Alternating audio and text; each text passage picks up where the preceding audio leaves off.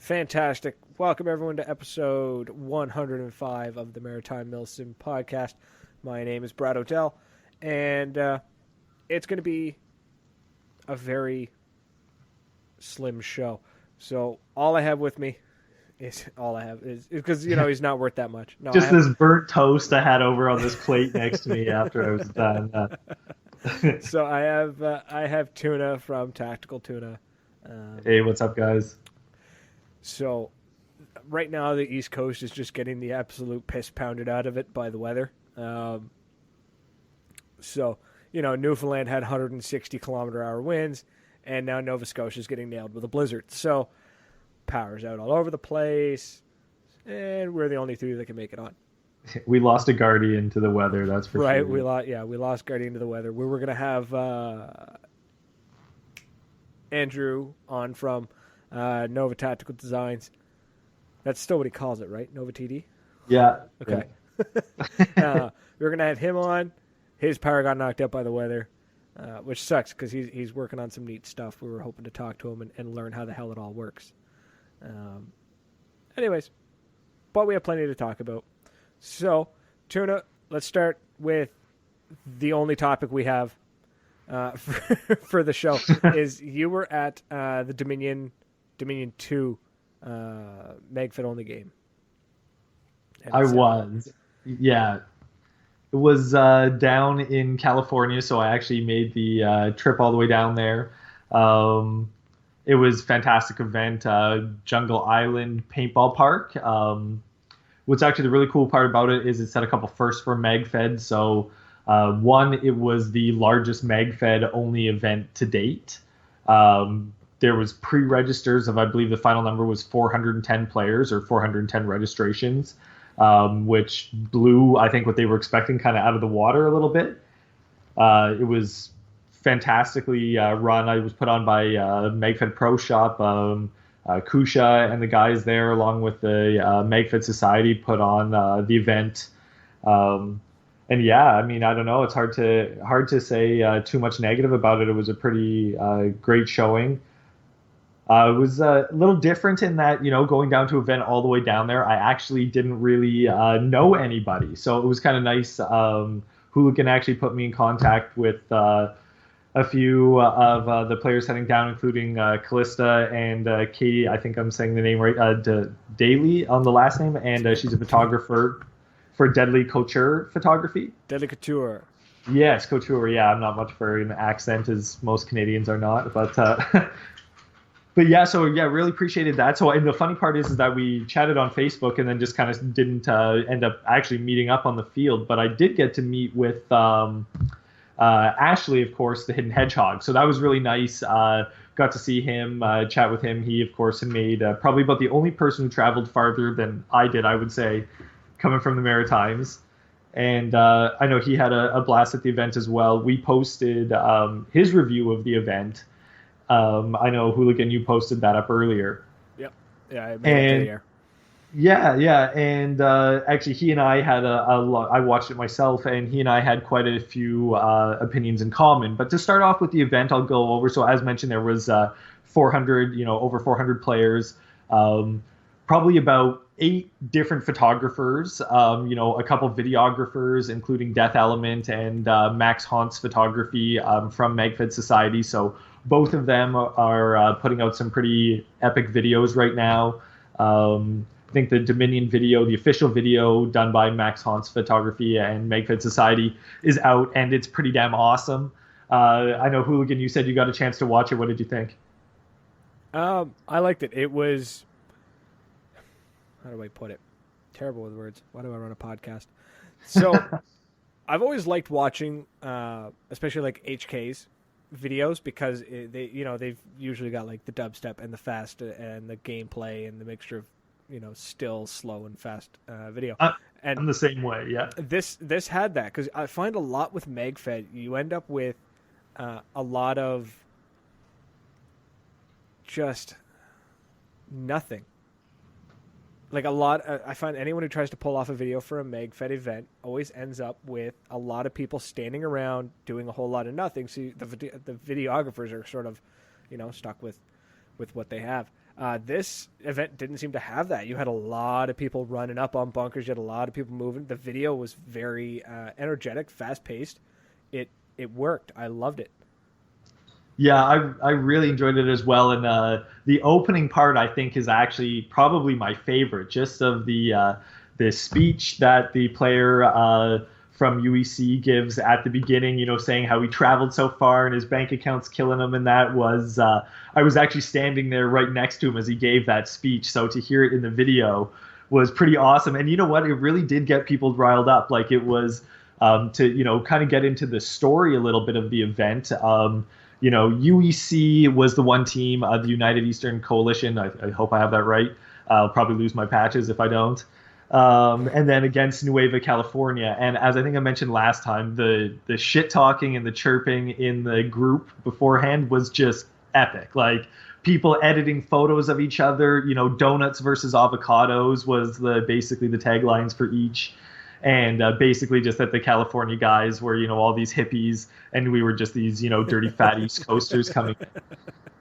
And so it was really funny. And but in the end, UEC with the help of a few very famous trolls, managed to talk a lot of shit. I mean, we won the shit talking battle for sure.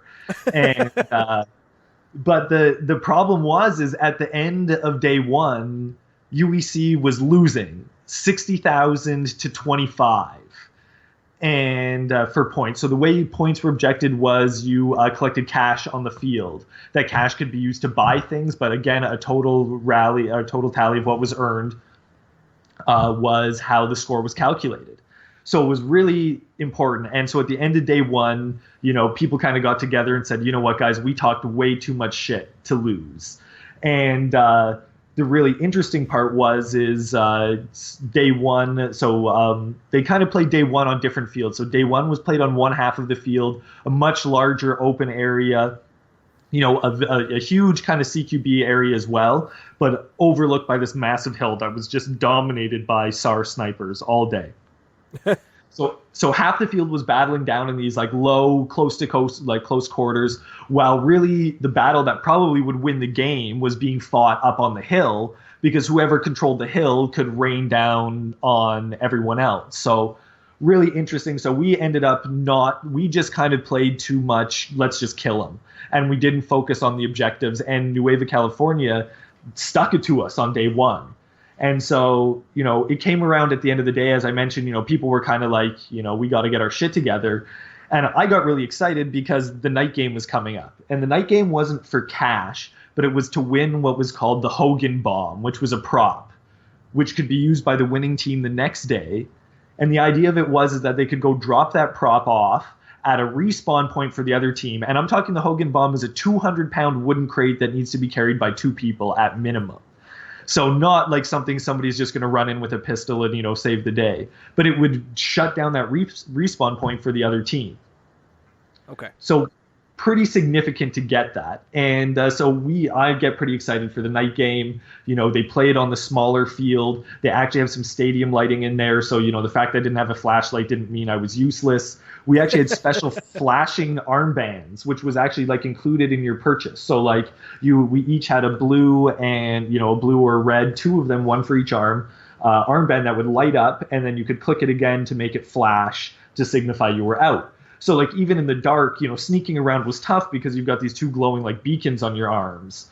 But what really made it tough was that UEC, there was 120 registration spots for it. And a lot of players, there was a big dinner planned for after day one. And our team, dropped the ball. We showed up to the night game outnumbered 3-1. Because everyone was out eating.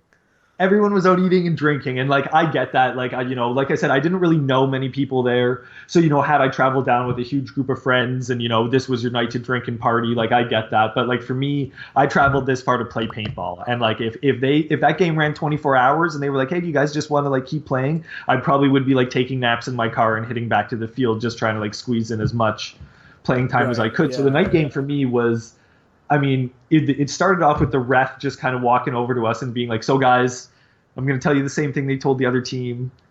You guys are outnumbered 3-1. And we just started like laughing right away. And it's dark out. Like you're in the dark. There's only about 10 of us. There's about 10 to 15 of us to there about 40 players. Nice. And yeah, so pretty pretty heavily outnumbered. Like that's it was some pretty bad numbers. And the ref was like, what we can do is if you guys just want to have some fun. I mean, you paid for this. You want to enjoy yourself. He's like, we'll transfer some red players over onto your team and even it up. And we were like, well, it doesn't sound too bad. He's like, but you forfeit. Oh. Right? So we were like, again, UEC talked too much shit to lose, so we cannot forfeit. So the 15, or by the time the game was over, it was actually 7 versus 25, as we just slowly ran out of ammo and had to get off the field to reload. But we fought to the last guy and really just focused on the objective. So we were like, they threw these glow sticks on the ground that were worth different colored points.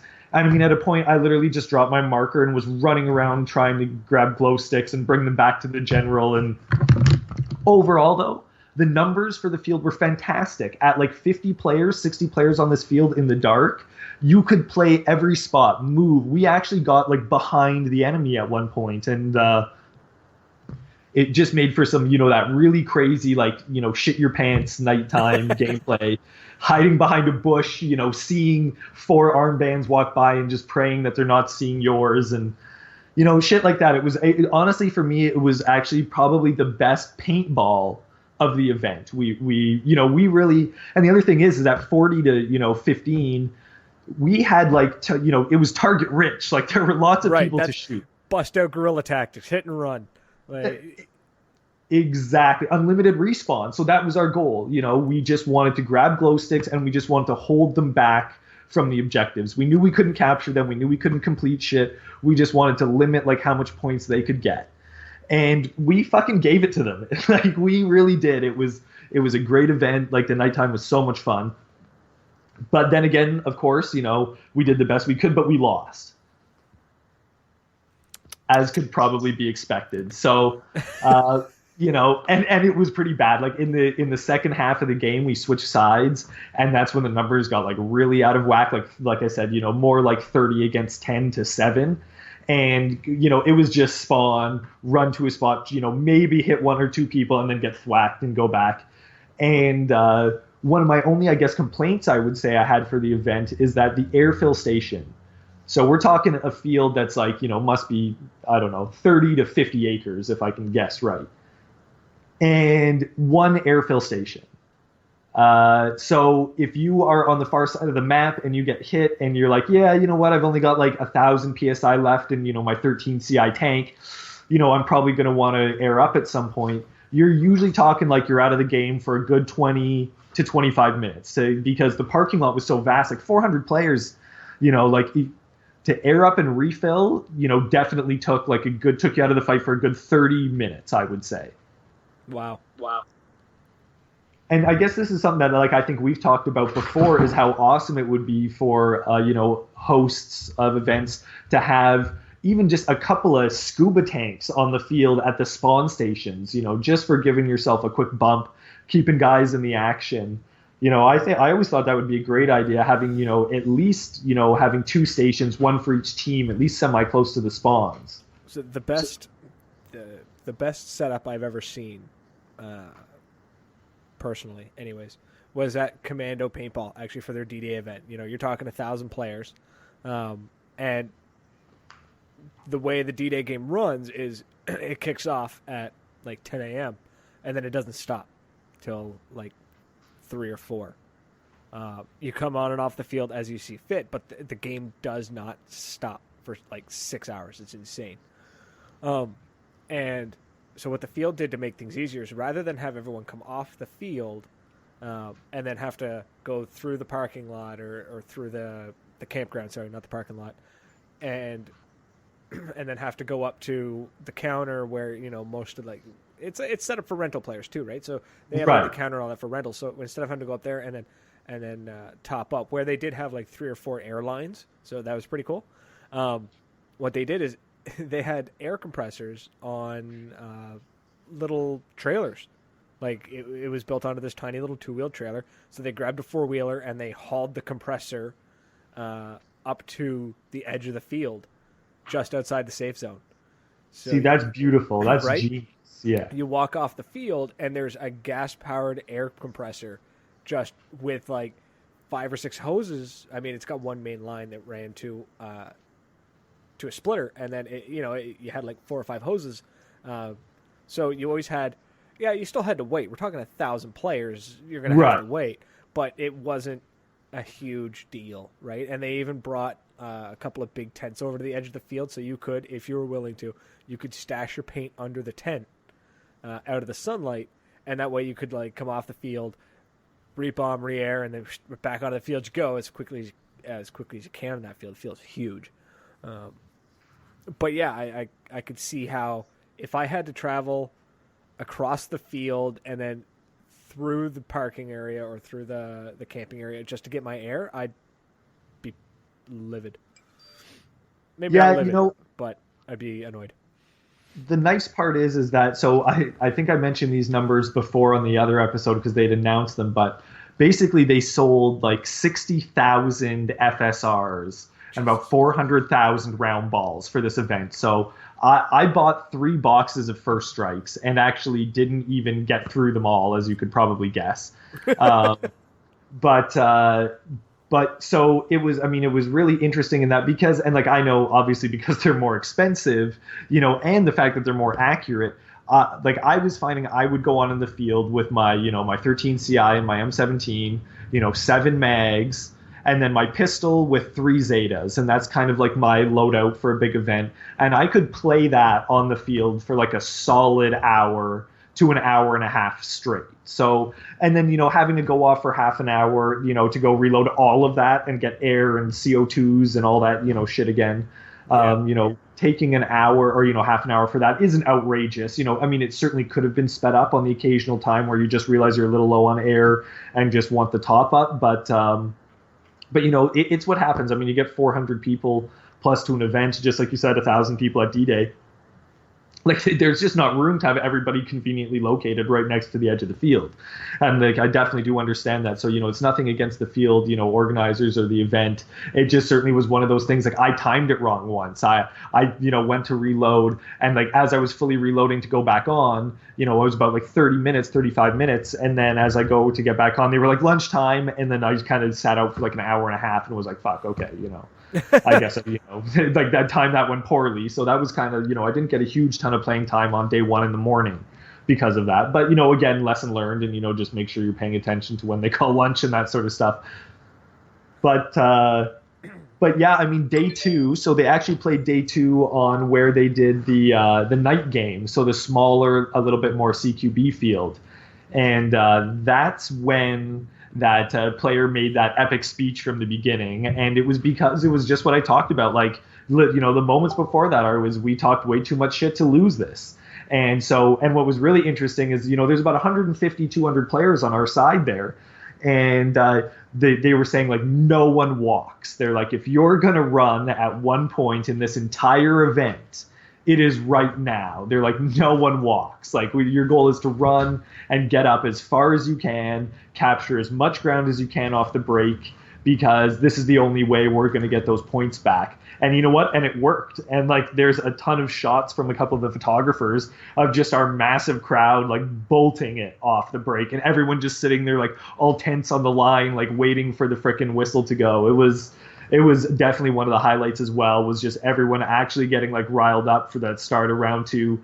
And the best part is we battled it out hard on day 2, and the final score ended up being, and I'm going to be like roughly off on these by maybe a few thousand, but like 225,000 UEC and 160 for Nueva California. So we came back with about 200,000 points to their 100,000, give or take, on the last day for a massive comeback. So needless to say, when they announced it, like, UEC lost their shit. And there's the other parts in that video of everyone cheering and like, some of the stern faces afterwards. Like, I can only imagine that's, the elation and the the sadness of winning and losing that event. So I mean, they say most of these events no one really cares who wins and loses, and like, oh, at the end of the day, who won? Yeah, sure, whatever. This mattered, and like next year, I can already see like the shit talk is coming about three-peat UEC and like all this shit. So it's going to be wild. If you're definitely considering making it to the event, you better join me on that UEC team, because if not, we're coming for you out there. What? So the trash talking starts on the podcast. On the podcast. All right, cool. That's right. That works. Whatever. Wow. Sorry, I'm just looking at the numbers. Like 400,000 round balls were sold, and was this 50,000? Yeah, first strikes and 50,000 first strikes, with an extra 30 more cases were found like just before the game kicked off, and then like a total of 400,000 round balls. So that's 200 cases, which in all honesty isn't a lot of paint like in the world of paintball, but it's a lot in the world of MagFed. Like I'm thinking 200 cases, a speedball tournament would go through 10 times that, but a MagFed only game, 200 cases of paint's a lot. That's 2 bags per person when you think about it. So I mean, on top of all the FSRs. So, and I can tell you a lot of players were shooting those first strikes, because it was insanely, even when you were up close, you could just hear them they thwacking on the bunkers next to you, and just like that shattering sound. I hate the sounds of first strikes. I hate the sound, especially when they whiz past you. I remember there was a time I was playing with Nightmare at Long Reach Paintball, which actually unfortunately is closing this year. I heard. Which really disappoints me. Anyways, we both remember we're trying to figure out our game plan while we were on the field. And we seen this dude, and we're looking at us, and we're like, he's out of range. Like, whatever. We're just like waving at him, being shitheads. And then all we hear is like the whistle go by our masks. We're like, shit, he has first strikes. And just hit the dirt. It's terrifying, yeah. And right? like I can tell you the amount of times where I was like on the edge of a bunker being like, okay, I'm gonna make my run to the next bunker, and then just got thwacked with a single shot in the chest of a first strike from basically out of nowhere was numerous. And it probably didn't help that the Hidden Hedgehog was on the other team. Right. So he's just already got you zeroed in. He's just like, as soon as he moves, he's done. Yeah, exactly. So when he puts out his video, I might be like, please just like blur my face, like when he hits me this time. So yeah. Do me a favor and try not to don't embarrass me on YouTube. Yeah, exactly. That'd be great. Yeah, that's funny. Yeah, so definitely. So yeah, they definitely had some good first strike snipers on their team, because certainly took quite a few hits. And luckily enough, I was able to, like I mentioned, use first strikes myself. So it was pretty glorious to get some of those long range one shots, and unfortunately had to use them in some close quarters action when I became the victim of a series of bunker attempts by the Assassin's Alliance. So definitely one of the crazier moments. In fact, one of the Assassin's Alliance players, I think he goes by Midnight Angel on YouTube. He's like the mascot. That's not the right word to use, but anytime you see a video, 9 times out of 10, a video of like the Assassin's Alliance, it's him. Yeah, so it was crazy. I mean, I posted the video up for like probably my only plug ever on this channel for my YouTube channel, but I did post the video up. But yeah, and I mean, the funny part is he comes to bunker me, and I managed to catch him on with a shot, and I mean, it was up close, and luckily enough, right to the helmet with a first strike. So hopefully, it didn't. At least it wasn't on like bare skin or the top of the head. But the craziest part was, and I actually didn't even realize this until someone else pointed out watching the video. Probably 40 seconds later, this same guy comes back to complete the bunker. So he sprinted back, respawned in, and came right back to get me. And I actually managed to survive a second time while he took out what I think was a player right behind me. And then probably 10 seconds later, a third player comes in, or I guess a second player comes in, sliding in on his knees after a huge run and smokes me in the leg. So it was pretty definitely like my craziest moment of the day. And I certainly understand why those guys are known for what they do, because they literally gave it hard like all day. Most of the footage you'd see in that Dominion video is them running people down. Like they're their secret, I think, is the fact that I'm pretty sure they just go toe to toe with like semi-professional paintball teams on speedball courts, but just with Tipexes. Like, like they're gymnasts, sprinters. I'm just waiting for them to start busting out the parkour, and playing paintball from like angles that should be impossible for a human being. But oh man, the guys are it's amazing. insane.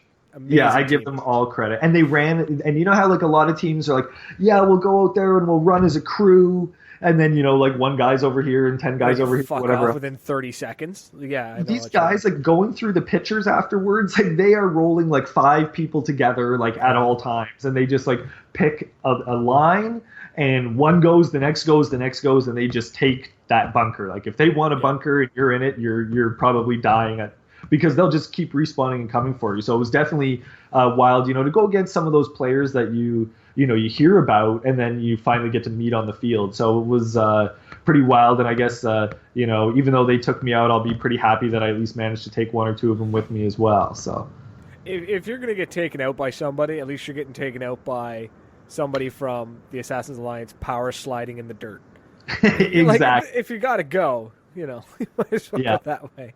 And of course, and one of the things that actually was brought up to me by one of the Americans when I was down there in the lineup was that, I was just chatting with everybody, talking about playing up in PRZ. And he's like, man, you know what I love about, playing in Canada or seeing the videos from Canada? He's like, everyone is so polite. He's like, it's always thumbs up and nice hit, man, and good job and this and that. And he's like, here, the only thing you're going to hear is people screaming like, you're out, you're hit, get this guy out, And to be honest, there was a lot of that. And in fact, there was a point right before lunch where they were actually about to call the game because it got so heated.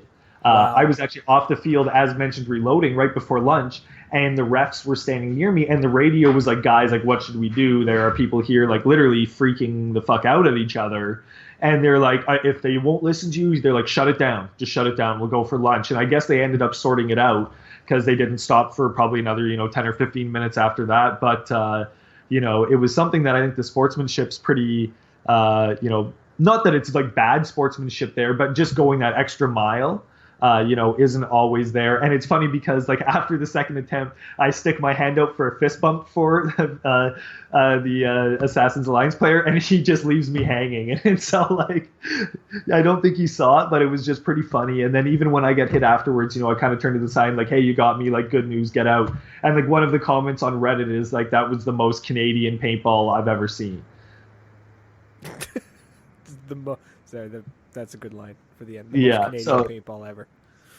Yeah, I laughed pretty hard about that. So, not to say that, like, it was poor sportsmanship, but I would say that, and I guess maybe it's something that I would give them credit on, is that we don't see that type of rivalry and that kind of energy and truly, like, passion into the event that you see that they have there. Like, like they started the morning off by singing the American anthem, and everyone took their hat off, faced the flag, and sang the American anthem. And I thought that was fucking awesome. Yeah. And I have one complaint about that part of the video, and it's not the fact that they sang the national anthem, so whoever's about to freak out at me, shut the hell up. Yeah. It was the fact that in the video you can hear the guy clearly stating, take off your headgear. So an American tradition is the same as Canadian tradition. When the national anthem is played, you take off your goddamn hat. Right. It's just a sign of respect. So many people in that video are still wearing their goddamn headbands. Oh, actually, and so yeah, in the video that I sent you of the anthem, or the one that they posted for the Dominion group? Both. Yeah, I noticed it a bit as well. A lot of players did, but there were players that did keep their, full masks on and everything. Like I saw a guy with like a fast helmeted mask on. I'm like, man, by the time he gets that off, the anthem will be over. And I think he probably thought the same thing because he did leave it on. But yeah, I did notice that as well. But it was there were certainly more players, that followed it than didn't. But you're right, a lot of players did leave a lot of their headgear on, and it is something that they said. They did say take off your headgear and face the flag. But they also say, if you want to partake, it certainly isn't something that, they're getting mad at you or, calling people out who didn't. But I get that. I certainly took part and, get my shitty singing version of their awesome anthem. And, I don't even know their anthem. I'm like jealous of the American anthem. The American anthem's like awesome. It's got like bombs exploding and fucking winning and it's a good anthem. Like, "Oh Canada's good." I like "Oh Canada," but It's if I it's had to, like, we could steal an anthem, I'd be probably going for the Americans. the, the American anthem. It's like somebody took a Michael Bay movie and wrote a song about it. Became the American It's national anthem. American, it's fitting. Uh, And yeah, but there is a line in it about a bomb, isn't there? there is, yeah, yeah, yeah.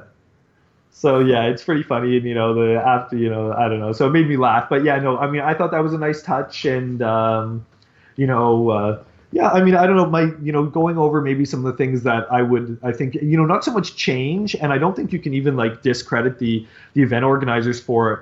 Really, one of my only complaints for the event would be is that there were just too many players for the venue that size, and Yeah, it kind of it limited what you could do, like and this is one thing that I know, Ashley, like Hidden Hedgehog, brought up as well.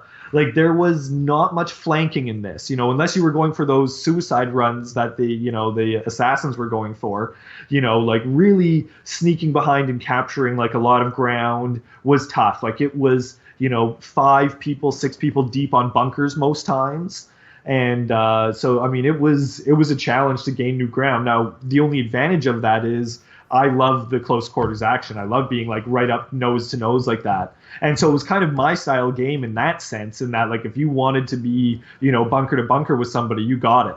And but at the same time, I can definitely appreciate a game where you spot an enemy a little farther away and you kind of get to plan, like, what do I want to do? I can go to that bunker, I can go to this bunker, and maybe he won't notice me and I can actually get the line on him. But in this game, that wasn't really an option. It was kind of like, oh shit, that spot that's got the line on him, oh, there's 3 people there already. So I'd say it's maybe something that's common with like a lot of events. And I think in this case, I just don't think they were expecting to get 400 players when they maybe planned and picked the event, because I think it was definitely a bit much. But at the same time, I think that, on a larger scale, like, I certainly wouldn't want to see, less people. But I think just having a larger venue would have been the better way to go, if possible. yeah. I feel like I'm sure we should have somehow gotten uh, Kusha on the show. But anyways, I feel like they probably picked the venue. They probably had the venue secured and booked and all that, and then suddenly all hell broke loose with the pre-orders or the pre-registration. I mean, and there's not a whole lot you can do. Exactly. Yeah. So, I mean, I certainly, and like I said, I mean, I still had a blast. It was actually kind of my kind of paintball, being up close like that. But at the same time, you were missing just that little bit of tactical, which is kind of what makes, MegFed in a lot of ways, is that, you're usually looking at a lower rate of fire or just a lower volume of paint in general, allowing you to move or get to where you need to go. But in this case, it was like, I mean, each move you made was calculated. Like, you had to, be like, all right, hopefully there's going to be a lull in the fire and I can, scoot, or, something else is going to happen. Everyone will be distracted, because I want to get up to that next bunker, but there's 3 people there already. Okay, which corner am I going to take? So it was definitely, different. But at the same time, I mean, you get the world's largest mag-fed game together, and you're certainly not going to be out there by yourself in the middle of the woods. Yeah, no, you're gonna have buddies. I'm wondering, when you have that many players, I think Magfed is still a viable option. It's still a great option, but I think the gameplay. So when people are talking MagFed gameplay and they're talking MagFed paintball, I find a lot of people immediately focus on the tactical, the super badass, style of gameplay. I'm thinking, well, if we're going to start seeing bigger and bigger MagFed games, like Dominion just pulled off a 400 player game. I think event organizers are going to need to start looking at large scale warfare as an idea of a scenario. No more of this, 5-man teams or 10-man teams. Yeah, you can still do your squads if you really want to complicate your situation. Do your squads and your platoons, and it goes up and up and up. Right. I'm not versed on that, so I'm not going to even attempt it. You were pretty close. Yeah. Right. So, but you're going to have to start looking at how warfare works at a grander scale when you're talking 200 or 300 players versus another 2 or 300 players. Because at that point, you're right. Like you said, tactical goes out the friggin' window. Um, you're not going to get your breach and clears. You're not going to get your room to room or your small scale urban. You're now just going to get people lobbing paint at one another. Pretty much just like what you would see in large scale warfare, except with magfit only, you tend to have a lot less of your heavy gunner. You don't have your suppressing fire. Right. People get all hot and horny and angry over box mags. So maybe that's something people need to look at. Something event organizers should keep in mind is if you're going to do a magfit only game, if you're going to have 400 or 500 people there, maybe scrap the old way of looking at magfed of a tactical smaller scale, because that's what for years we were. There was so few of us that a magfit only game was 40 people. Yeah, exactly. If you needed to get across the field to complete a mission, like you could do that because Right. there was only one person every, like 10 square meters or, 100 meters. So, you can actually sneak through. Like there was no sneaking in this. Like players knew where you were. Like the defined lines of where the good guys and the bad guys were like very clear, because someone was, not only did they have that bunker, they had 5 guys there and you knew they were there. Like it wasn't like, oh, that guy just came out of nowhere. Like, it was pretty much, exactly what you said. It does it just kind of turns into a stalemate, right? Like that's what really happens.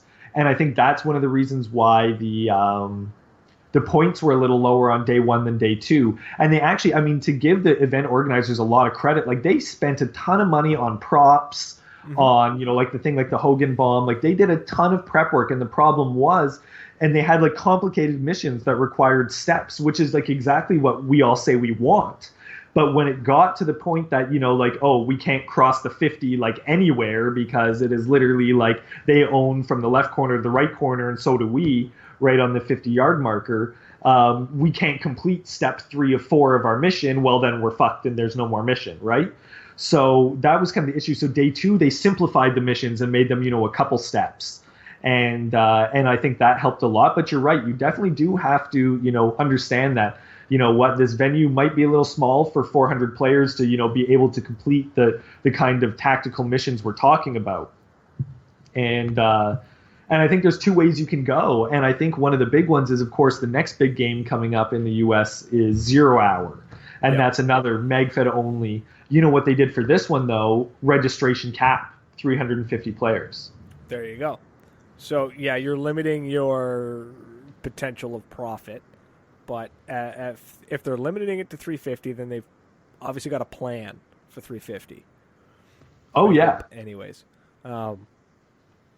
Looking forward to seeing the details on that. And by details, I mean, look, because I'm not going to be able to go there. I'm looking forward to seeing, the craziness that will ensue and the videos. So I'd like to see how they're going to handle 350 players. Yeah, and it's intriguing because, I mean, I've never played there, and I won't be making it to 0 Hour. As much as I like to travel, I can't go indefinitely. Yeah, so no, I won't be making it that either. But I have heard that the field is smaller. Than the field that we were at. So I think there were some players already considering, voicing their concerns a little bit that, hey, even 350 might be too much for that venue. So, it'll depend, and obviously we'll find out, proof will be in the pudding, I guess, when the game happens and what people say. Obviously, all the reviews for Dominion so far have been through the roof. So, like, and I'm one of them. I had a great time. Really, that's my only complaint. And again, you're at a record-setting game. You're going to have some crowds, and I think everybody kind of knew that going in. And it's still made for a great time. I think that, Hedgehog brought up the idea that maybe they could have split the groups between the 2 fields, so that way there was maybe like 100 on 100 on one side and 100 and 100 on the other, and you can switch, or maybe one side's more mission heavy or whatever else, just to kind of make use of the full field. But the interesting thing was, even though there were 400 plus of us, we didn't have the whole field. They were still doing rentals and birthday parties on the other half, where we're on the other side. So it was, they certainly, and that was kind of one thing that we were kind of hoping we would have had the whole event-based store stuff. Not that the rentals caused any issues. We didn't even see them. But, it's just kind of one of those things where, hey, we threw down like a massive event here, a little space would be nice. But yeah, in the end, I mean, really didn't affect the gameplay or it at all. But just one of those things that to note that, yeah, they did have a rental play still going on. So, okay. With 0 Hour, I don't think you guys. Well, I know you're not going, but I don't think anyone will run into an issue. 0 Hour has a lot of bunkers, a lot of buildings. I think even with 350 people, I think you'd still be able to sneak around and ghost quite a bit. But we're also talking about the event last year that had a helicopter, and yeah. So it doesn't really matter if you hide or not. The helicopter's going to find you. So, exactly. That was amazing. I can't believe they managed to do that. And I guess have they confirmed they're doing that again this year? I would imagine they are, but I guess I haven't been following the event too closely. I'll be honest, neither have I. But okay. Hopefully they do. I don't. If you did it last year, you got to do it again. Something like that can't be not done. Yeah, they're like, this year there's 2 helicopters. Yeah. Right? Then have a horrible helicopter crash. That just sounds like a bad idea as soon as I said it. Well, I'd hope the pilots are at least trained, so hopefully that doesn't happen. I'd love to have a helicopter pilot here in the Maritimes. I'm figure out how to make that happen. It would be pretty unreal. Well, Hillsborough is in the or Atlantica Outdoor Recreational Center is in, I guess there is in the helicopter school's like airspace. Oh, so the school is like not owns the air, but they have the jurisdiction. Air rights. Yeah, I guess I don't know. They're allowed to fly over it. Right, I got you. Yeah. So I'm sure if we paid them a fee or something, they'd do something with us. I don't know. I should look into that. See how to make that happen. It'd probably make the event kind of expensive, but you get to fly in a helicopter. Yeah, would be pretty damn awesome. Right, there you go. So. Well, and that's one thing too that I'll bring up now that you mention it, because I guess I got a little confused with the event because I had thought that the $85 US entrance to the event, which I mean when you convert to Canadian is not cheap, nope. Included a bag of paint. And it did not. So when I showed up, I only got like my first strikes, which in the end was fine. I do like using round ball in my pistol, so I did end up buying.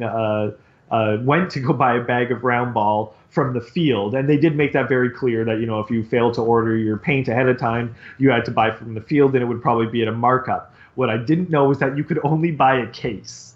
So. I have 3 Zetas that I carry on the field and like maybe go through them like 4 times in a day and at maximum.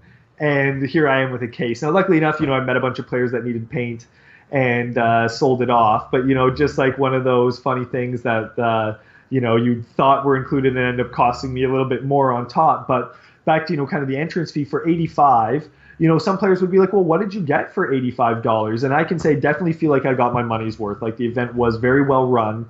A couple of things that they did that really like no one else did was that so the armbands that we got are actually custom. So you got them like in a bag, big, nice, wide blue or red armbands. And they actually say like Dominion 2 on them. They're branded.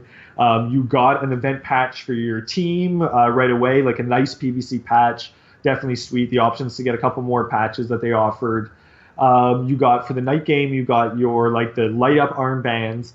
And then what was cool is that anybody could like send in a picture of themselves that, they thought was cool. And they would edit up into a lot of those posters that I'm sure you saw as they were kind of posted up everywhere in the MagFed groups, kind of highlighting the players that were coming.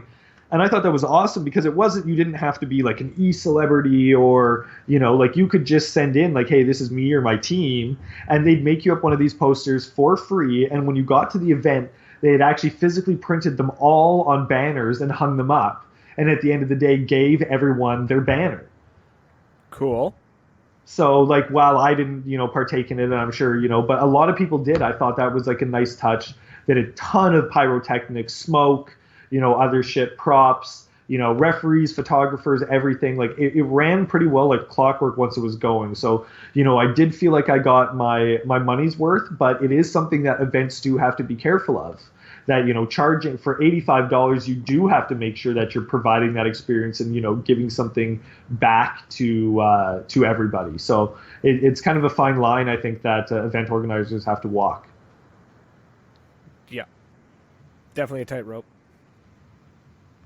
Now, okay, I think we've pretty much talked everything about Dominion. Yeah, I'd say that's probably about the most I can go over, except again, fucking fantastic time. And I do recommend it. And I do hope because of the numbers that they change the event for next year to something that can accommodate what I assume is going to be a 500 plus player event. So that's pretty much my only thing. Like if they could get, I've seen some of like what looks like SC Village maybe, that just is like a huge expanse as well. So they might be able to, play something like that out there. I know that's still in their domain out there. But yeah, definitely do recommend the event to everybody. And the amount of footage and videos and stuff that has come out has been insane. So that always makes you feel good as well. Let's go with what were we going to call this segment? Uneducated. Yeah, our uneducated opinions. Yes, on new products. So our take on the news. Yeah. Basically, we're just, we go through Facebook, find stuff, talk about it without ever actually being able to touch it because we live in Canada. Yeah, we're not beta testers of anything. So right, exactly. But yeah, so I mean, a couple things. Obviously, on a weekly basis, there's not always going to be a whole lot of stuff that comes out. But this week, there actually were a couple things. So kind of cool timing for this week would be that MagFed Maker, of course, famous for his Victor kits and many, many other products, actually has launched what I'm calling the 7 Days of MagFed, which is basically he's releasing a new product in the HK variant. So different models of, say, the HK, I can't even name them myself. I think PDW is one. A few of the others that he's putting out, and they're all for the M17, like CQC, PMC, or SMG. But basically, he's got 7 new designs, and he's releasing a new one each day. So he's on day 2 now. So if you want to check out his page, you can look at those. They are his 3D printed stuff. And I mean, frankly, the one from day 1 has this huge like hand grip hook on it. Have you seen it? I think it's from like I want to call it the MPK5 from Call of Duty, and one of the guns I think it's modeled after. And I mean, it looks pretty damn sweet. I don't know if you had a chance to take a look at that one, Hooligan. I have, yeah. It looks pretty badass. I'm not a huge, personally, I'm not a huge fan of the design. Just in general, not the fact that he's made it. I'm glad he did because the more the merrier. It's just not my style, not what I like for aesthetics. It's too bulky for me. Yeah, the handguard is good. It's definitely big, but it is original. I can only imagine it probably it makes meg changes maybe a little more difficult trying to weasel around that thing. But I do know what you mean. It's one of those products that I think looks good. Makes a hell of a wall hanger and a showpiece. I mean, I'm assuming it's fully practical as well, but one that, I don't know that it's my cup of tea as well. I don't think I'd end up picking one up, but they definitely do, they do look pretty sweet. But again, I'm kind of a form over function, and what I've got going, I guess I kind of just, maybe one of those guys that doesn't change too much. I'll stick with my CQC the way it is for now. Yeah. It looks, because it's an actual build. It's based on an actual weapon. Doesn't mean it's based on a good weapon. It's just, I'm sure somebody somewhere looked at it and was like, this is absolutely amazing and I have to have it now, and immediately ordered it. I'm not a big fan of it, but I like where he's going with it. I like the compact style of the markers. I just like that he's going there and that he's doing these things. And, obviously not everyone is going to fit everyone's taste or be like, that's the marker of my dreams. But you know what? Taking the time to make them, somebody's going to want that, multiple, he's going to sell those, and they're going to make people very happy. So, I mean, you got to give him, credit for that. And, he's doing what no one else is. And, everyone always complains, all our markers are M4s and, M16s or whatever else. And, so he's definitely getting the job done between that and the AK variants. I mean, there's not much, a whole lot more for people to be really clamoring about now. Yeah. Yeah, it's um, yeah. People always complain about that AR body. And I'm one of them. I'm not a. I like the AR build, but I like the new stuff too, and I like the fact that MagFed Maker is going out of his way, going out on a limb, and designing these not normal looking paintball markers. Yeah, definitely. So I think it's really neat as so well. Yeah. yeah, is everything going to be perfect? No. Is he going to trip a few times? Yeah, but the fact that he's doing it is huge respect. Huge respect for it. Yeah, absolutely. I mean, it's, with his, with 3D printing, they can, be more adventurous than the main marker guys. And I think what I know from the Milsig side of things is that, years ago, everyone clamored, oh, we want an AK. And Milsig made basically, an AK kit for their, the old, I believe they were the K series at the time. And no one bought them. And like now they're all sold and, fought for. But at the time, everyone said they wanted them, and then they were like, well, actually, you know what, maybe I don't. Yeah, So, and I can imagine that, like, picking a certain style of marker or design is only going to fit the people that like that. And the more unique or the more specialized design you do, the smaller your market's going to be. And when you're looking to produce, I mean, MagFed's not a huge market. To be taking a small pie or a small slice of a small pie, isn't going to keep these big, the big producers in business. And right. so I get that they've got to be a little more risk averse. But that's the beauty of having guys like Ray and, Nova Games and Yeah, those guys. exactly. Yeah, A lot of exactly. people tend to forget that while yes, these MagFed marker paintball companies are making a paintball gun, we're not their target. And now I can't speak for all of them, but I know that there's three. I'm going to say 2 to 3 of the companies. Their bread and butter is not us. Their bread and Yes. butter is law enforcement, less than lethal, and military training, right? So you've got a player who's whining and complaining on Facebook or on the internet, like, boo-hoo, I want this. And, okay, I'm willing to spend $600 to get it. Yeah. That's great. But they're not listening to you as much as they're listening to the law enforcement and military side who are saying, we don't like that. This is what we want, and we're going to buy 10,000 of them. Exactly. We're gonna So, place an order bigger than your entire MagFed market. Exactly. right, exactly. One contract could be worth more than all the MagFed players in Canada. I completely Now those numbers might be incredibly exaggerated, but I'm trying to get a point across is that agree. a lot of players complain to these companies, oh, they made a product that I don't like. It's tough shit. It's what this contract wanted, so that's what they made, and they just so happened to be nice enough to sell it to the public. And you know what? And I get that. And I think one of the reasons, I know that, I know which companies you're talking about that, are primarily, and actually, I actually only recently found out that Milsig actually has entered into the less than lethal market. It was posted on the group that the M5 has actually been in use for about a year, Mm-hmm. and has been by the less than lethal market.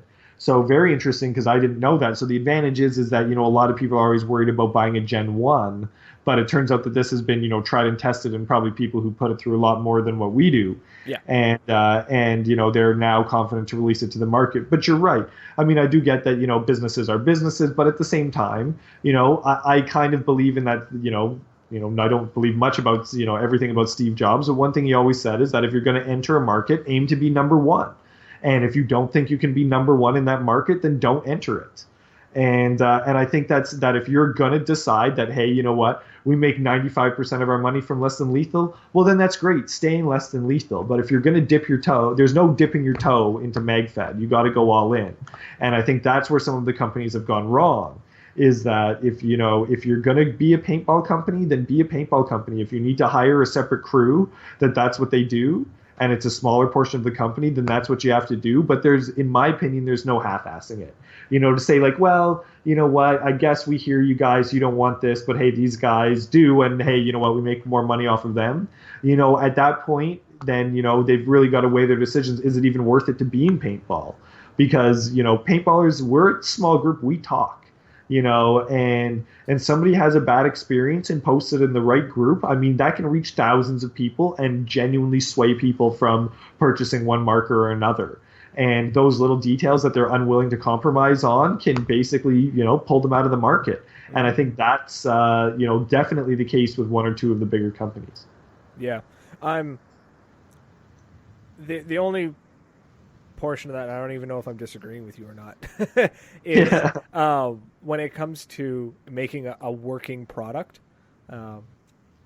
As far as I'm concerned, if it's good enough for law enforcement and military training to buy huge amounts of them, then it should be good enough for us. The only point I would sway that is building something completely out of the norm can seriously damage a company. Like you said, Milsig made an AK-47 style marker, and they basically might as well have just taken a bunch of money and burned it. Exactly. When you take into account that the milling machines, the time, the design, everything, and then players were just like, oh, well, actually, we don't want an AK style. We want something else. Shit just doesn't magically appear in the warehouses. It has to be designed, tested, tweaked, built, shipped.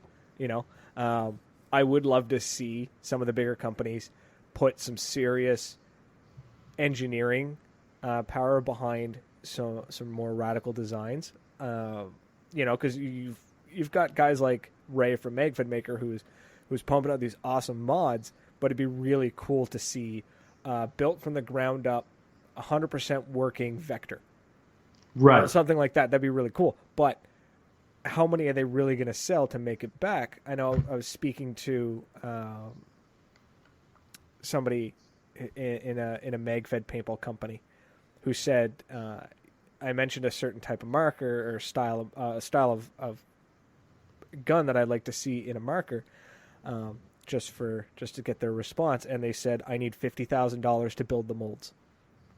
Yeah. He says, I need $50,000 to pay the engineers to design it. I need CAD designs. I need the injection molds built. I need the milling machines set up to mill this design. He says, then I need to sell enough of them to make back money to start them making profit so that I can then pay the engineers and the CAD designers, the shipping warehouses, and all that. Not to mention patent designs, trademarking, testing. It has to be legally allowed to be used in North America. There's a lot of stuff there. He's like, if you're willing to pay, he says, I'll build one just for you, but I want just about $50,000. Yeah. And actually, you know what? That's exactly what Nelson from Milsig said about when everyone was bugging him for the pistol. Right. It doesn't just magically happen. There's a lot in the back end that goes into building these, and people don't see it. Right? Oh, now, totally.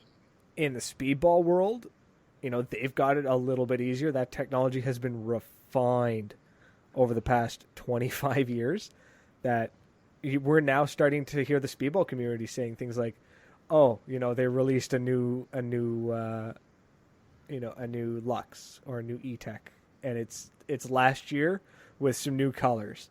Like, exactly. they've milled it down to such a refinement that there's basically no other way to go. But we're seeing those are pure paintball companies who are refusing to shy away from the norm. I think the most radical design I've seen so far is the Defender. Oh yeah, that was fully out of nowhere. And when they announced it, a lot of people jumped onto it, but I don't see a lot of them out in the wild anymore, and I don't know why. Maybe I thought they were great.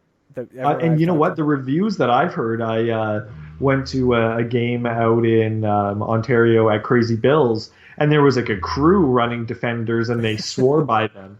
And there's a player at Seabreeze who uses a Defender, and I mean, combination of skill and the marker, he wrecks people. Like, he really does. And, so I think they're just a niche market. I think the Defender found that gap between somebody who wants something tactical but doesn't want mag-fed. And, exactly, yeah. So, wants to be able to dump a pod in the back, but wants to be able to look down the sight of the marker without having a hopper in the way. Exactly, right? That's exactly what it is. And didn't want the Q loader that just makes soup. Right, yeah, exactly. So that was a hell of a tangent. Yeah, I was going to say we got a little distracted from hey, you know what? We do call it uneducated opinions, and I'd say that's probably exactly what that was. Yep. absolutely. So, All right. Well, these next ones are a little easier coming through. So next one I see is actually somebody that we haven't seen produce a product before. So I'm giving him a shout out. He actually doesn't even really have a company name as far as I can tell, but his name is Greg Vberg, as in VBURG. And he posted just a couple days ago in the MagFit Paintball group that he's made Hammer 7. I guess the metal conversion piece that you need to go from pump to bolt action. So literally the side bolt and the two metal, I guess, side walls that you would need to affix to the firing mechanism. So it's actually a neat way because it's something that I've heard that a lot of people struggle with is like, well, how the hell do I get a nice looking, bolt on this when it's originally a pump marker? And guys jerry rig and you see like, nuts and bolts and stuff like that, being used and, corrugated steel or whatever else. And, but so this guy's actually managed to create a product, and actually it looks like he's got two models of it that fill that role. So it looks like it's just snap into place and you've gone from pump to bolt action. Now, of course, if you want to make it look like whatever marker you want, that's still up to you. But it looks like this gets you, at least through a lot of the hard work and what looks like a lot of the metal work. So that kind of opens it up to a lot more people. Yeah, it's really nice. I like the fact that it uses the pre-existing mounts. Right? Yeah. So you don't have to do a lot of modding to make this work. You still got to do some, but it's not like you don't have to physically like drill into the bolt itself or anything like that. This stuff is awesome. And the fact that it's metal and it looks professional, it looks stamped. Yeah. Like looking at it. I don't know what the guy does for a living. He must work with metal or he's a hobbyist or something because it just looks awesome. It's professional grade. Looking at it, so again, if you're looking for it, he posted it and then was just basically PMing people with details. So name again is Greg Vberg. Found him in the MagFit Paintball group on Facebook. So check him out there. And if you're working on those Hammer 7 builds, he's your man by the sounds of it. There we go. Yeah. So then another one that actually came up, I think just yesterday in the MagFit Paintball group, and this one's a little different. It's more like almost like a PSA about a recent product, and that is Wolf brought it to attention that the probably the most common mask and helmet combo is an I4s with a fast helmet. And there was always a little bit of modding that had to be done. I've heard people have had to take, the foam out in the front and the foam out in the back or something like that to get that really snug, perfect fit. You got to make your helmet or your mask incredibly uncomfortable to make your helmet look cool. Yeah. So yeah, exactly, right? So yeah, you're taking the foam out of, the helmet and that, trying to get that good fit. Because the funniest is, it always looks funny, everyone's like, oh, I wear the helmet. And then when there's that huge gap right between the mask and the forehead, like perfectly sized for a ball. And I'm like, you are leaving the one spot where I always seem to get hit like unprotected. So definitely, getting that proper fit is not only does it look cool, it actually saves you from getting that nice forehead. It helps you get in a ball right between the eyes. Yeah, exactly. So so it's so apparently the issue is that the i5s do not fit with the fast helmet. So a couple guys responded in the comments being like, hey, you know what? I got it to fit with this helmet or that helmet. So if you're a helmet guy and you're set on the i5s, there are still options for you. I recommend tracking down the post on Wolf's Facebook page. I think he posted it there and maybe shared it to the group. So and I think he even did a little video about it. So I imagine you'll get all the info you need from that, but definitely want to consider. And I guess the other reason why it's a tough fit is not only is the mask, what they say, like 20% bigger, it's got that the new strap on the back. And of course, the strap's got some mass to it with that, new crank design system. So together, that just, doesn't seem to fit well. But there were some guys posting photos being like, hey, you know what, mine looks great. But they were not the, I think, Emerson fast helmets and slightly different models. So take a look, find the right one if you're going for that helmet i5's look. And then the last one now, Hooligan and I just kind of came across this, and we kind of have more questions than answers for you guys. So Warheads Paintball put out what we found an 18-second video with about 3 or 4 seconds of footage of, and now you know what, I forgot to write down the name. I think it's Project WH18. Yes. So, and what it looks like, from what we can tell, is a T91 that's been sanded down or maybe stripped down, maybe a new upper milled for it that kind of gives it that Glock look. So really squared edges, very like minimalist. So Yeah. I mean, it does look cool. And I mean, the T91 is, a very highly well rated marker, whether you're using it in pistol format or not. But so, I mean, all in all, this could be something that's pretty sweet. But so far, neither Hooligan and I can really figure out what it is. Yeah, I'm looking at, so in their description they list the modifications. So it's excuse me. It just sounds like they tricked out the whole marker. It's almost like a pimp your ride of markers. Okay. We're looking at modified return spring on the trigger. You got a modified barrel, modified upper rail, modified screws for the stock adapter, end cap cover for hopper feed, tan paint job, modified engraved end cap, and a specially designed Kydex holster and mag holder, which is great and awesome. I still don't understand what the hell you've done to the marker other than make it look like a Glock. If that's what you're out for, awesome. That is pretty cool, though. I didn't realize it had those mechanical upgrades as well. So I mean, I guess that is maybe a little more than just the sanded down or squared up version. But I do get what you're saying there. Yeah, I mean, performance wise, it's not like you're going to suddenly shoot 50 shots off a 12 gram or anything else. I think it's going to feel a whole lot like a T91. But again, one of those, I guess people showing a little bit of innovation there, and I'm a little more impressed now that you've made that list actually. Yeah, so that's what's been modded on it. It's neat. I just, it's funny when you watch the video. The video makes it look like they're releasing a new product. It'd be something similar to like a teaser video from a large paintball company. Now they've modified this thing. It looks nice and all.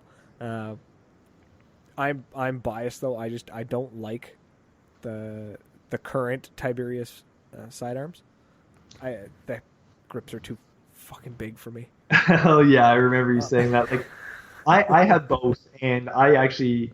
So I have a first strike block in my Tipex. I use Zetas. I cannot shoot first strikes in my Tipex for whatever reason. They misfeed, doesn't go well. I mean, I've never really truly, messed with it or tried to sand anything down.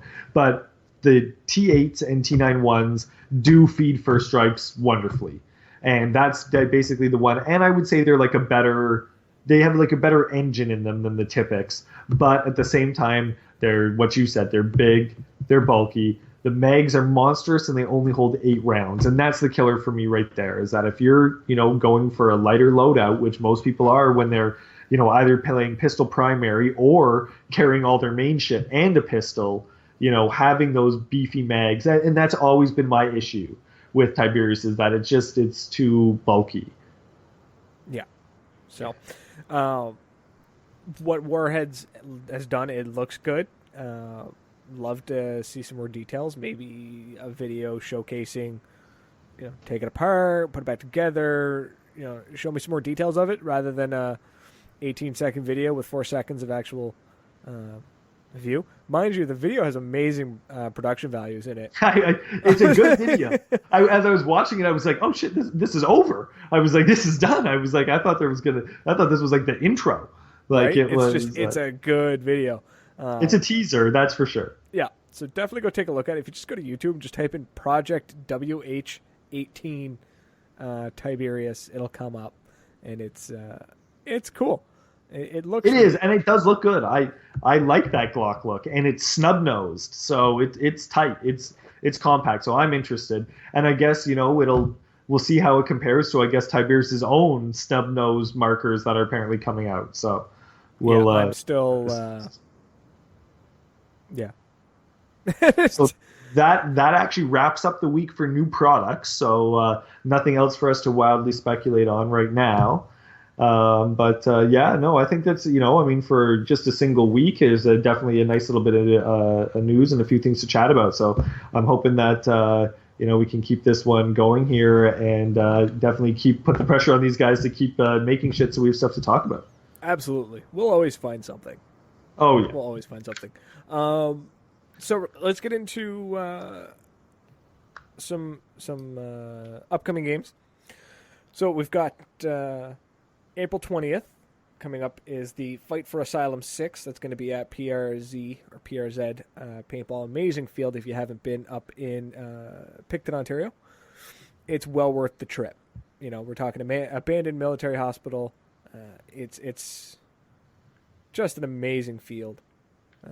You're playing inside the buildings, and nothing gets your heart racing more than going down a hallway with like 30 doors, knowing that somebody could potentially be in one of those rooms and you wouldn't even know it.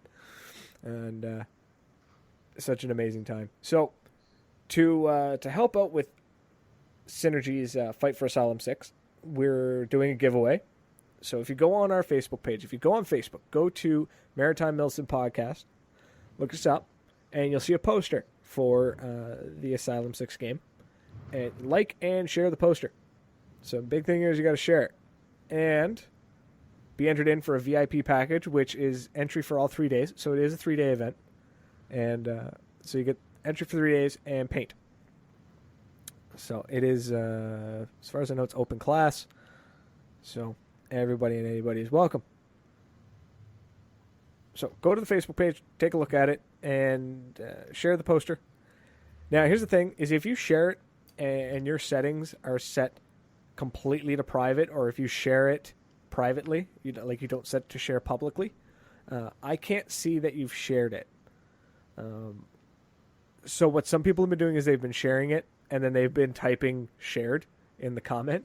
I saw that. I saw that as well. Yeah. Which I will take. I'll take that as I will work on the honor system, because I can't prove it otherwise. What I can tell you is that so far we have at least 30 people already entered into the draw. So we're going to draw on March 28th. We're going to do it live on the show, and we'll announce the name. We'll also post it on Facebook, in case whoever wins isn't actually watching the show. So it's not a big deal. But we're going to announce it live for the whole world, because March 28th we should be back to our regular live shows. Yay! So I leave Fredericton, or I leave Newfoundland back in Fredericton like 4 days before that. So we should be good to go. The old studio will be set back up, and by studio I mean the corner of my bedroom. Speaking of which, anyone knows how to find me like a studio space for cheap, or how to locate people like that? Please let me know. I am a storage unit. I've thought about that. I legitimately thought about that, but then I was worried about the fact that you can't really soundproof them. And then, my luck, I'd be doing a live show, and some large transport truck would pull up next to it and just like idle. You need to get like go to like Home Depot or Kent and like buy a just like one of those garden sheds for like $800. Just toss it in the backyard, turn it into a little studio man cave kind of thing. Oh, I have plans when I buy the house. Wait, we've already been looking at houses and like walking into some of the rooms. I'm like, okay, master bedroom, and this room is the studio. That is on the list. So that's awesome. March 28th, we're going to announce that. The game is April 20th, so that'll give you 23 days to figure it out. Now, I'm assuming that most of the people that are sharing this are already going, and that would make sense. But if you're not, that still gives you like 23 days to it's 3 weeks. It gives you 3 weeks to book time off work. Get your shit together. Yeah, get your shit together and get to the game. So it's a good prize pool too. That's a good paint package and entry, so that's good. Right, absolutely. It's worth like $155.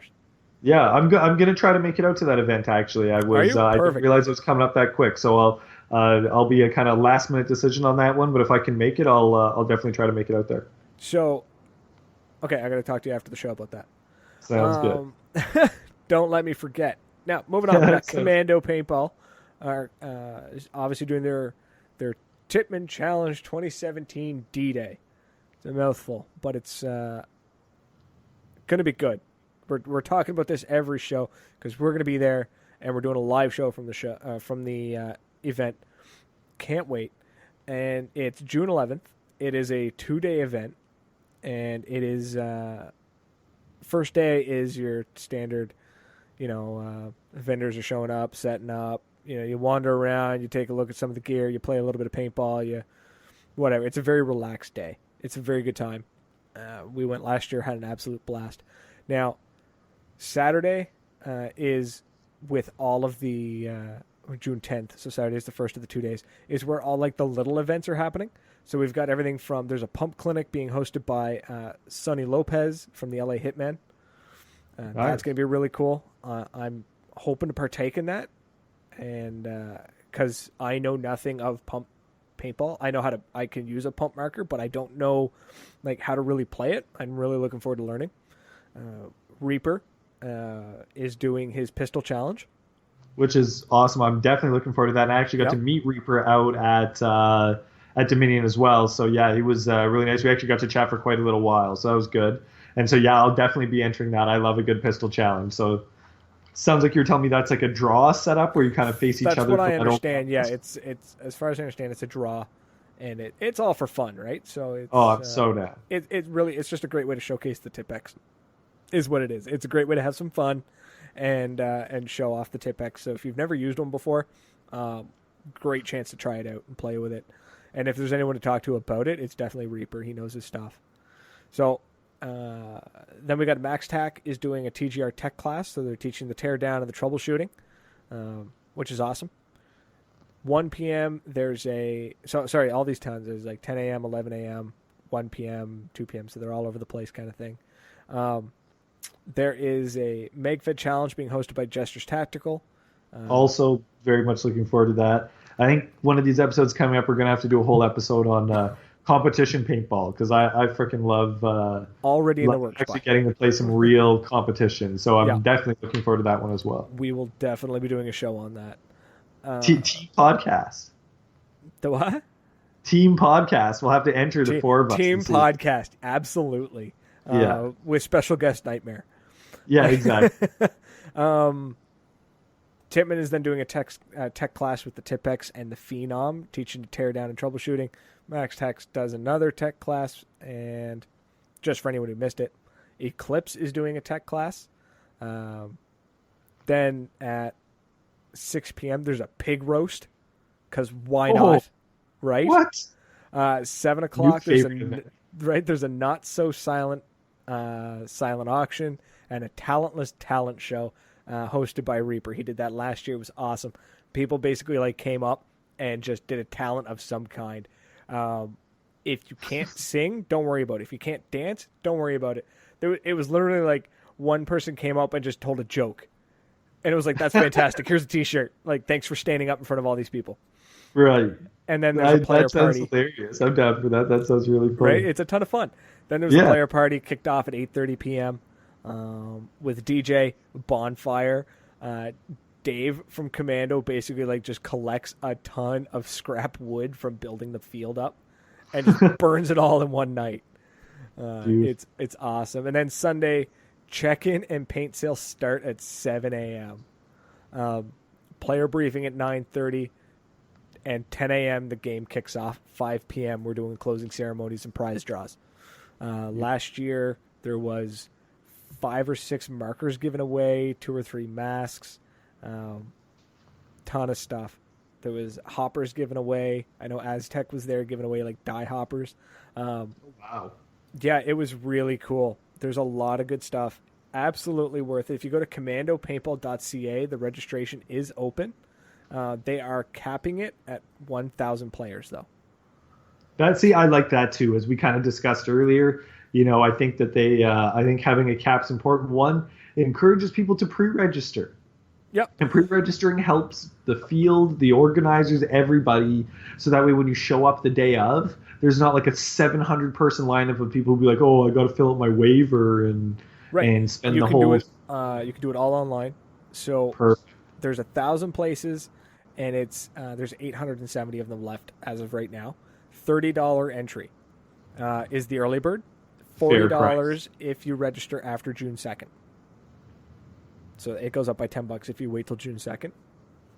I know last year, I think they had 200 people register the day before or something like that. It was absolutely insane. The servers actually crashed. Like their website crashed.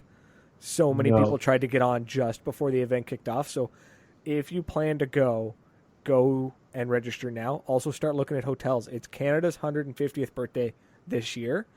And Commando is in Ottawa, the capital of Canada.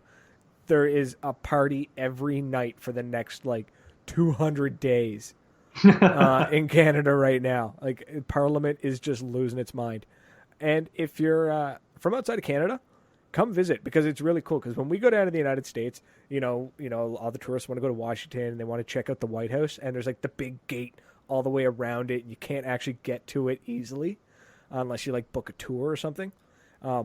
We're the exact opposite. We have a lot of very little visible security, I'll say that.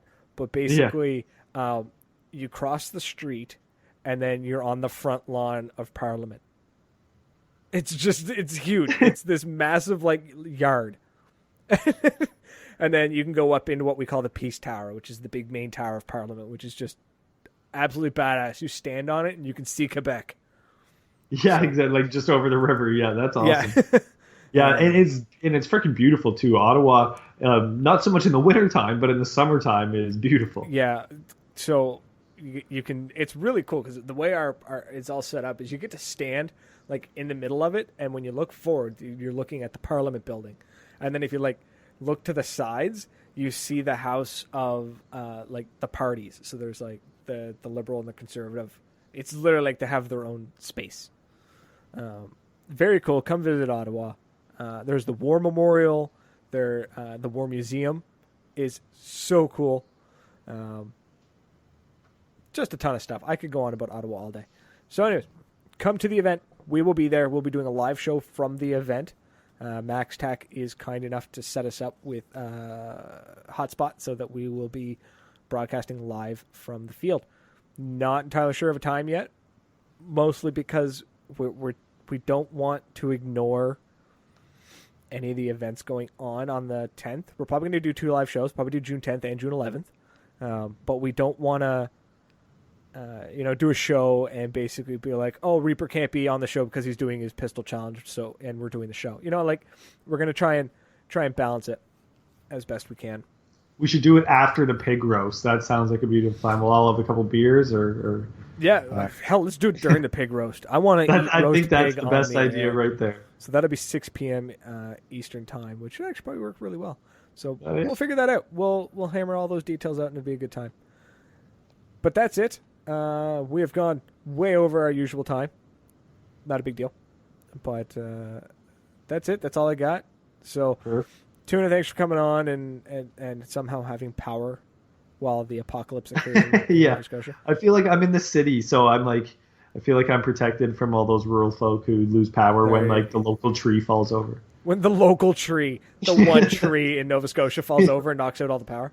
Yeah, exactly. The one power line that's supposed to feed everybody. It's sorry guys. Little known fact, Nova Scotia has one giant power line that you just you tie a metal hook to a wire, whip it onto it, and then just stick it to your house, and suddenly you have power. That's how that works. That's how the Maritimes do power. So be careful. Some of the Americans might believe you. We do really only have one Trans-Canada road. It's because we do. We have the Trans-Canada. It's one giant highway. Yeah. All right. Whatever.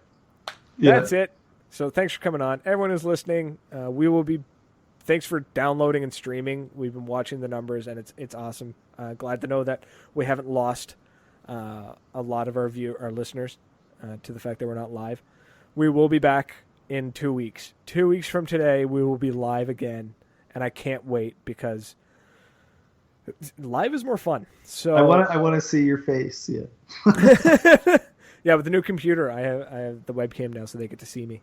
And moving on up. Right, absolutely. And so until next week, everyone. Cheers.